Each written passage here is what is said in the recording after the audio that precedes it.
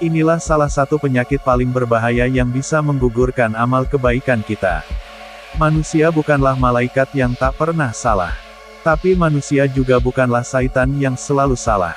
Namun jika kamu melihat orang lain yang selalu salah di matamu, mungkin saja bukan orang itu yang salah. Tapi bisa jadi, dirimulah yang bermasalah. Hal ini mungkin saja disebabkan oleh penyakit hati. Dan penyakit seperti ini sangatlah berbahaya. Terutama bagi orang yang merasa berilmu tinggi dan taat beribadah. Seperti kita ketahui, iblis pernah bersumpah di hadapan Allah Subhanahu wa Ta'ala bahwa ia akan menjerumuskan anak cucu Adam agar menjadi pengikutnya, hingga akhirnya sama-sama masuk ke dalam neraka. Dan iblis akan melakukan segala macam cara untuk mendapatkannya. Bahkan jika hamba Allah itu tidak mempan dengan godaan untuk berbuat dosa dan maksiat karena ketaatannya, maka iblis akan menjerumuskan hamba Allah tersebut melalui ilmu dan ketaatannya dalam beribadah. Caranya dengan menyisipkan suatu penyakit di hatinya. Karena dengan adanya penyakit ini, ia akan merasa paling benar akan keilmuannya. Bahkan ia tak sungkan menyebut orang lain salah jika tidak sepaham dengannya. Selain itu juga orang tersebut akan merasa dirinya lebih mulia dibandingkan orang lain karena ibadahnya yang banyak. Hingga tanpa terasa orang tersebut akan menganggap orang lain lebih rendah dari dirinya.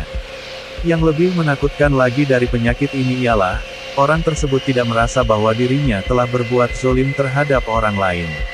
Akibat dari penyakit ini, maka semua amal perbuatannya akan terhapus. Dan penyakit ini disebut sifat sombong. Diriwayatkan dari Abdullah bin Mas'ud radhiyallahu anhu dari Nabi Shallallahu alaihi wasallam, beliau bersabda, tidak akan masuk surga seseorang yang di dalam hatinya terdapat kesombongan sebesar biji sawi. Kesombongan ada dua macam, yaitu sombong terhadap al-haq dan sombong terhadap makhluk. Allah Subhanahu wa Ta'ala berfirman dalam Al-Quran Surat Luqman ayat 18.